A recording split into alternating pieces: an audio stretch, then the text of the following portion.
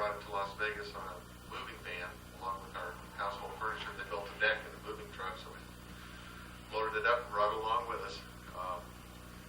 We were in an apartment for a year, so the car sat in storage for a year. And after that, we moved into the house where we're currently at, and I aggressively went to work on the car. And I think that I look back on it, and I had a lot of work to do. And I know you'll see that in this segment of the car's rebirth, it's coming together. So Janine is out here from Colorado visiting, and I appreciate her taking the time and using her camera and going through this with me. So I'll try and explain to you what I've done to the car since the last. So Janine, why don't you show them a picture of the car, and we'll take it from there. Okay. Okay, well, the first thing I did is I decided that I was going to get to work on the paint and the body, so I entirely stripped the car down to bare metal. Mechanically, I didn't use chemicals on it because they're just too hard to control, so a lot of work and effort and elbow grease went into stripping the car down. And the body work, the main body work was done. As you remember, this quarter panel was crashed, and we rebuilt the quarter panel. Dave Cessna helped me do it. We rebuilt the inner fender well, and we really got this straightened out. 7 coats of primer. Then we painted it with 2 coats of Cardinal White, which is an industrial type paint made in California that a friend of mine got me. Then I sanded it down again, and 3 weeks ago we shot it with 2 more coats of white and 2 coats of clear. So as you can see, the paint came out very nice. What I did with the bumpers and the tail lights, out here the chroming is so expensive, I decided to go ahead and have it powder coated. A friend of mine owns a powder coating shop here in town, and we powder coated them. We were able to get the pits and everything out of the old pot metal, so it really has made an attractive package. Coming on down, what I've done is totally rewired the car, late model GM wiring harness. When I stripped it, so the dash has been totally redone, all new gauges, new odometer, tachometer, all new gauges all the way through. The tilt steering is in. The steering column's out of the 68 GTO, and I used the original mounts. In fact, if you didn't know that tilt steering wasn't an option in 1956, you couldn't tell.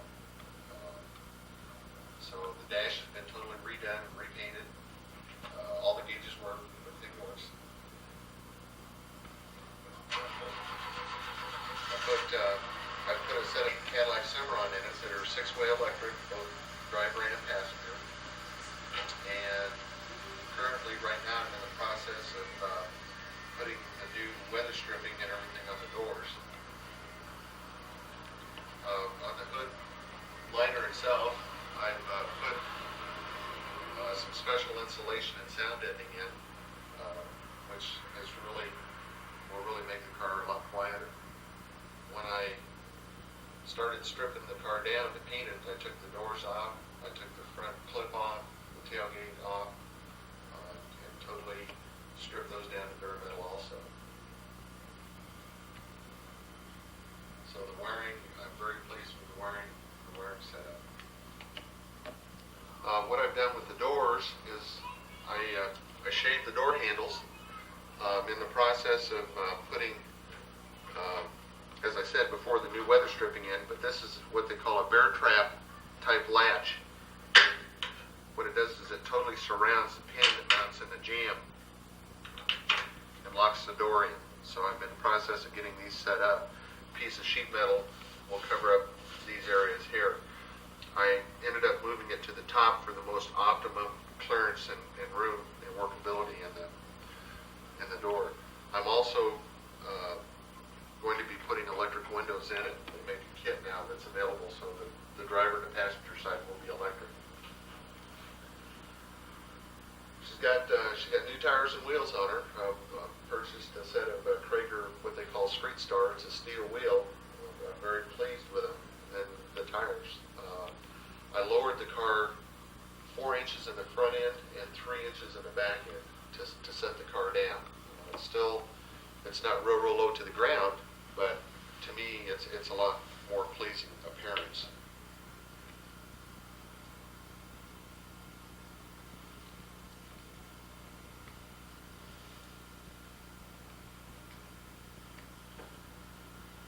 What I've done with the front end is I took the grill and I took it apart. It's made out of stainless steel, and I had it powder coated, and then also had the front bumper powder coated, along with the headlight rings.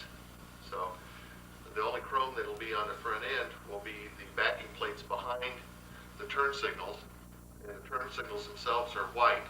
The chrome eyebrow, the chrome strip that comes across, and then the chrome strip at the bottom, of course, the V, the Chevrolet V, and the bird. And currently they're down at the chrome shop. I should have them back in a week and get them put on. What I did with the front end is I went ahead and put disc brakes on it, so it has a complete 69 Chevrolet braking system. I went with non-power disc brakes. As far as the motor goes, and the motor compartment, I've added and made more modifications. Since if I had it before, is I took the 4-speed transmission out. I had a turbo 350 built for it. I was very fortunate to find a young man that built all the transmissions for the IROC series race cars, and he built my transmission for me. So it's got a 2400 stall speed torque converter in it, and I've got it set up with Hurst linkage. Here in the front, I built this shroud. The shroud houses 2 inline oil coolers, transmission oil coolers that are out, and of course I've got the temperature gauge in the car itself to monitor the transmission temperature. So if need be, I can always come in and add fans, electric fans in behind them to get more cooling, but I don't think I'll need to at this point. As far as the motor goes, the exhaust manifolds are made by Sanderson out of California.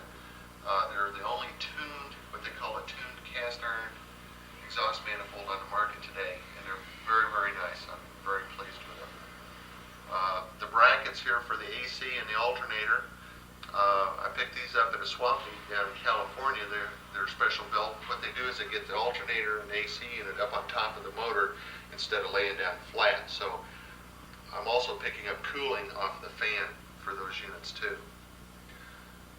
When I started the motor up, I had a pop in number 4 cylinder, and it really puzzled me, so I ended up taking the motor apart and found out that I had a set of bad valve springs on it. So I decided to go ahead and replace the heads. So I put a set of dark heads on it, had the head set up with stainless steel valves, so that I could run the unleaded gasoline that we're using today.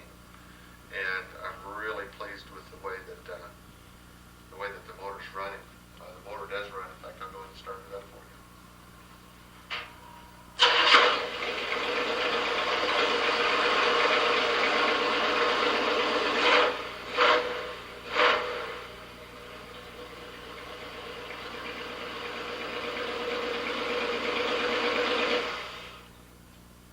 So she's running good now, and here before too long we'll have the rest of the interior back in it, have the rest of the front end chrome pieces put on it. The stainless steel molding on the sides will be polished and put back on, and hopefully we'll be driving this come spring of the year. It's come a long ways. It's taken a lot of work, but it's a love affair I've had for a long time.